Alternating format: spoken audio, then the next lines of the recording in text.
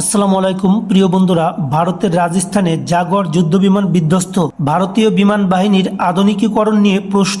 9 জুলাই 2025 তারিখে রাজস্থানের চুরু জেলার ভানুদা গ্রামে একটি জাগুয়ার যুদ্ধবিমান বিধ্বস্ত হয়েছে।